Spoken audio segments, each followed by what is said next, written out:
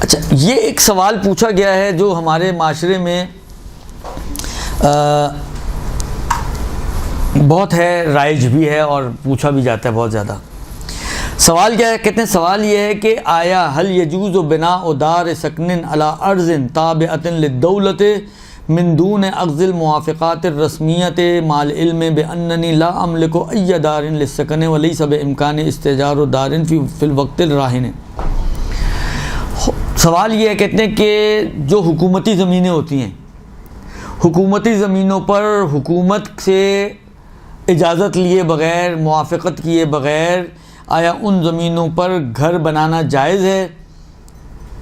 جبکہ میرے پاس کوئی ذاتی گھر موجود نہیں ہے اور میں اس حال آج کے زمانے میں جو ہے وہ یہ جو کرائے ورائے کا گھر ہے وہ بھی میرے لیے افورڈ کرنا آسان نہیں ہے۔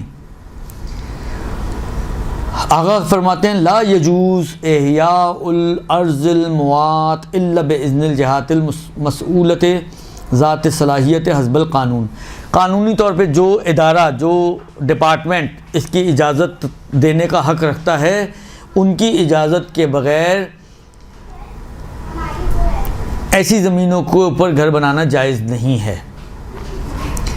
دیکھیں، ایک مرتبہ یہ ہوتا ہے کہ مثلا فرض کریں حکومت نے خود آپ کو کہا جی آپ یہاں رکیں، حکومت نے خود روکا ہوا ہے آپ کو اور آپ نے وہاں پہ گھر بنا دیا ہے، تو یہ تو ٹھیک ہے۔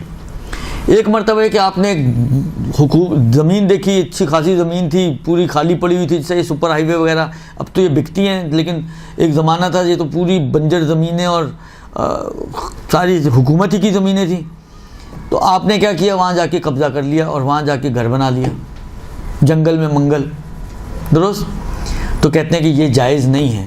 حکومتی زمینوں کو ان ڈپارٹمنٹس کی اجازت کے بغیر کہ جن کے پاس اتھارٹی ہے کہ وہ اجازت دیں، اس قسم کی زمینوں کو زندہ کرنا اور ان کے اوپر گھر وغیرہ بنانا جائز نہیں ہے۔ سر، اور وہ جو یہ سروس روڈ وغیرہ گھر کے اندر آج کل شامل کر لیتے لوگ، باہر گھر نکال کے بڑے، وہ بھی جائز نہیں ہے، وہ بھی جائز نہیں ہے۔ میں آپ کی خدمت، آپ نے کہتے ہیں نا وہ اڑتا تیر لینا، آپ نے اب ایک سوال پوچھا تو میں آپ کی خدمت میں عرض کروں، شرعی طور پر، فقہی طور پر یہ جتنے بھی ایکسٹینشنز ہیں، ان کو اگر کوئی شخص مثلا فرض کریں میری گاڑی گزر رہی تھی، ٹکر مار دی، آپ کی دیوار ٹوٹ گئی، ایکسٹینڈڈ دیوار، وہ ضامن نہیں ہے اس کا، آپ نے خود جو ہے اس راستے کو کور کیا ہے اور آپ نے راستے کے اندر خود اپنے گھر کو ڈالا ہے، وہ تو راستہ تھا نا، آپ نے خود۔ یا یہ چھابڑی والے ہوتے ہیں، چھابڑی والے کھڑے ہوتے ہیں، آپ کے گزرتے گزرتے ہاتھ، جنہوں نے دکانوں سے باہر کتنی سڑک گھیری ہوئی ہوتی ہے، گزرتے گزرتے آپ کا ہاتھ لگا، پاؤں لگا، کوئی چیز گر گئی، ٹوٹ گئی، آپ ضامن نہیں ہیں۔ اب مشکل ہماری یہ کہ ضامن تو نہیں ہے لیکن وہ تو پکڑتا تو ہے ہمارا گلا۔ اس کی وجہ یہ ہے کہ شریعت کہاں آپ کے یہاں، دین کہاں آپ کے یہاں، کون سا اسلام ہے آپ کی اس جمہوریہ اسلامی میں؟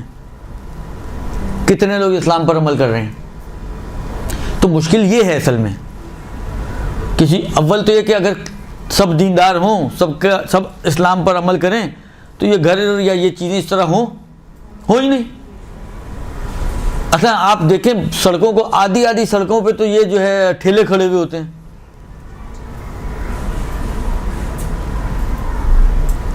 دکانداروں نے اپنی چیزیں باہر لگا کے رکھی ہوئی ہوتی ہیں،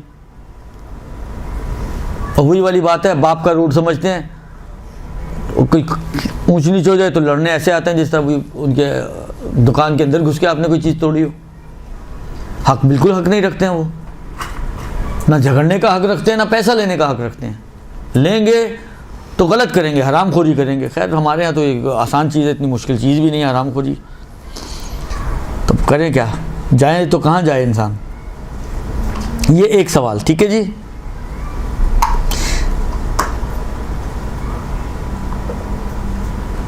دوسرا سوال ایک اور پوچھا گیا ہے،